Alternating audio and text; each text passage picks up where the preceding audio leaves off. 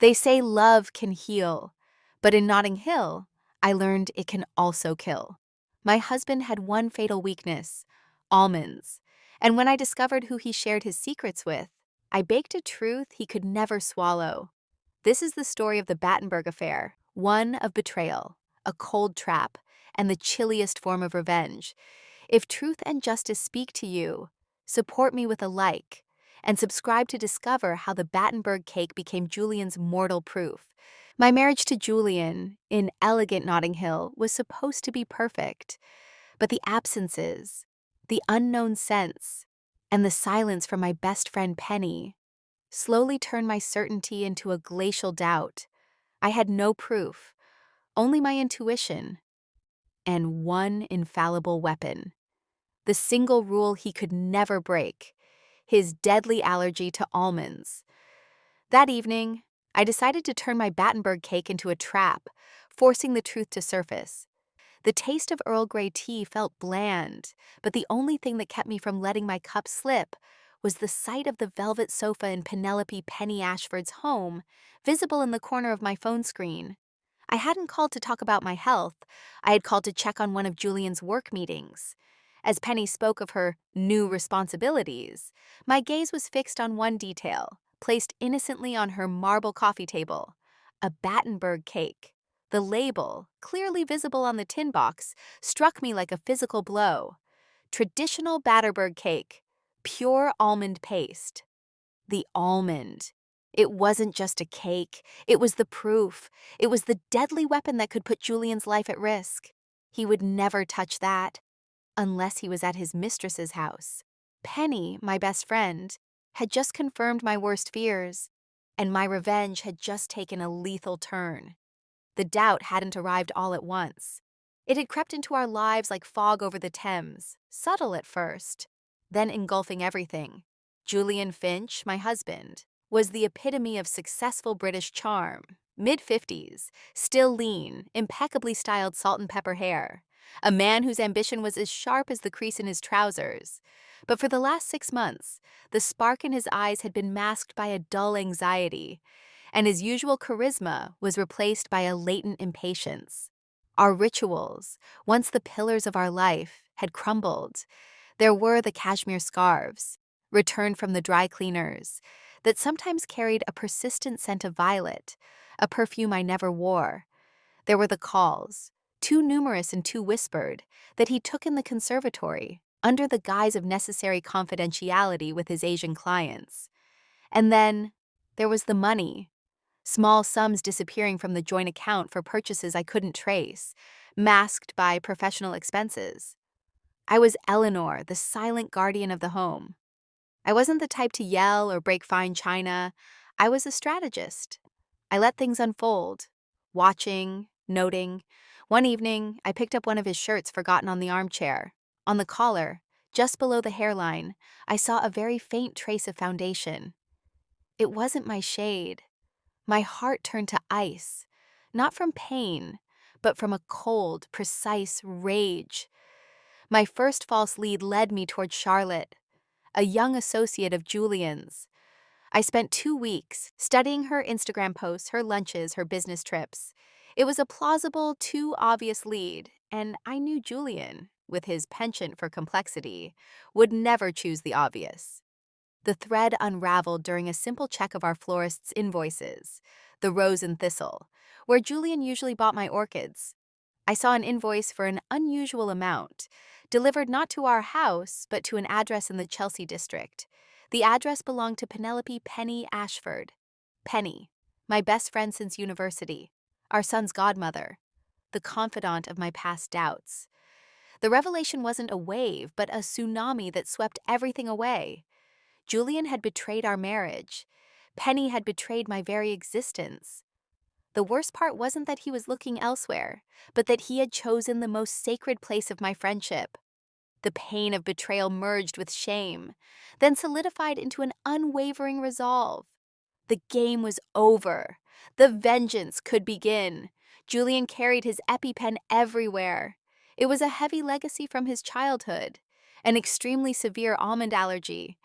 I remembered the horror in the hospital when, as a child, A single bite of Christmas cake had brought him to the brink of death. His throat had closed. His face had swelled with rash. Our life was one of constant vigilance. No almonds in the fridge, no nut-based desserts, strict etiquette in all restaurants. It was his greatest weakness, and the only thing he could not control. I spent 3 days planning. Vengeance could not be a noisy argument. It had to be a lesson, a total exposure of his guilt and the coldness of my intellect. And the weapon would be a cake. I bought the ingredients from 3 different shops. My face masked by neutrality, the flour, eggs, sugar, and the crucial ingredient, pure bitter almond extract, the perfect poison. The scent was strong, musky, almost metallic. I chose to make a Battenberg cake.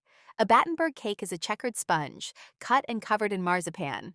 Traditionally, it must be infused with almond flavor. It was both a British tradition and the perfect irony. In my pristine kitchen, I worked. I mixed the pink and yellow batters, generously incorporating the extract. I brushed the heart of the cake with apricot jam, then coated it in fresh marzipan, saturated with an extra dose of the extract.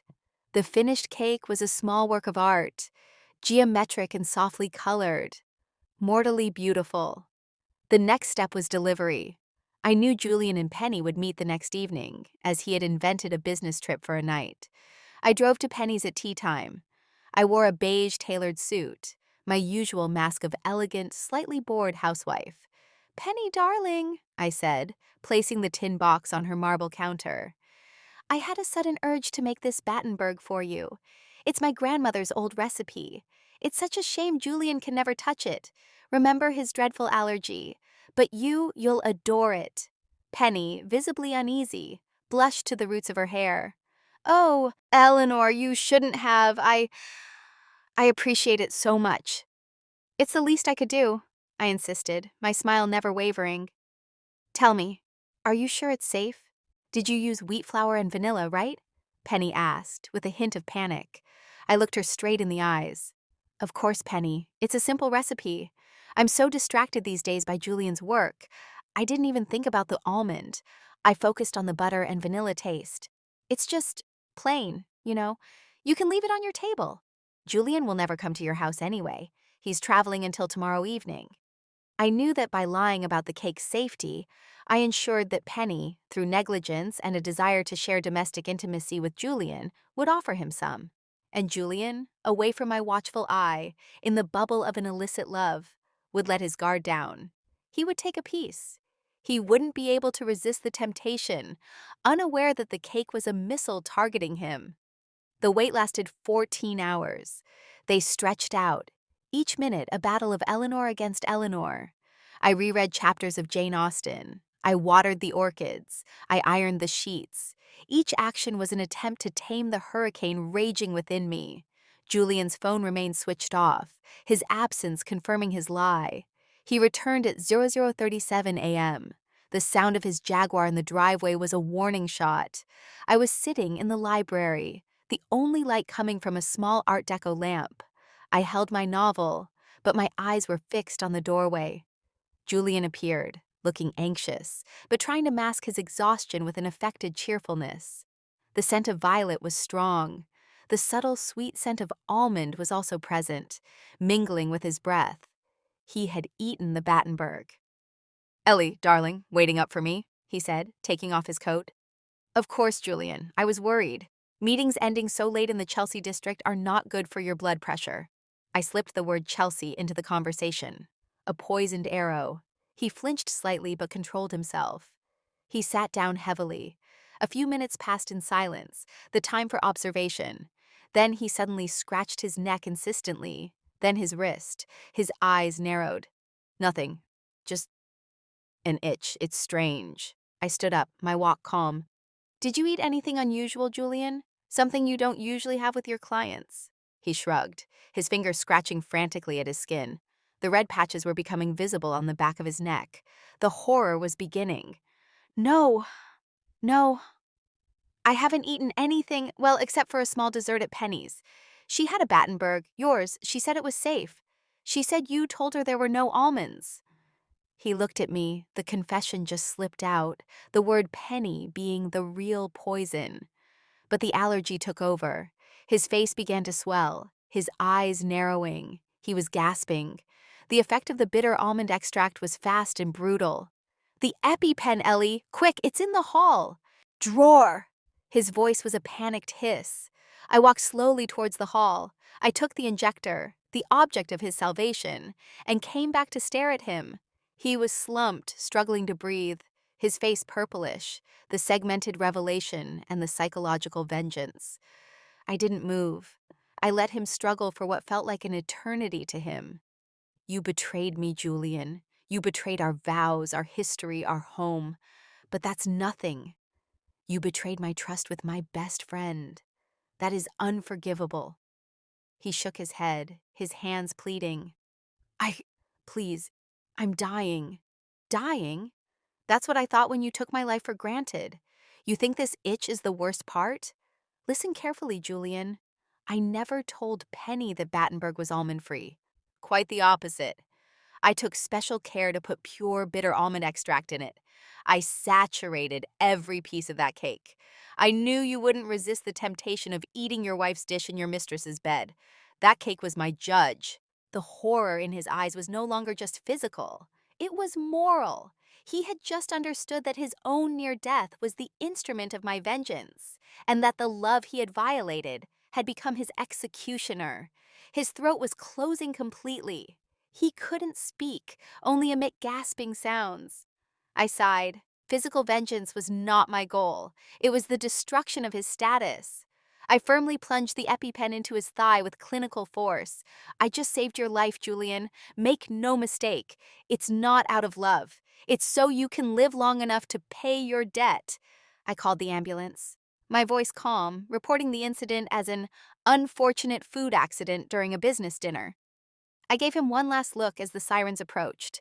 "You'll recover for now, but you're going to lose everything you cherish. Tomorrow, my lawyers will file for an at-fault divorce. I want the house, the foundation, and a settlement that will leave you dry. Penny will never look at you the same way again.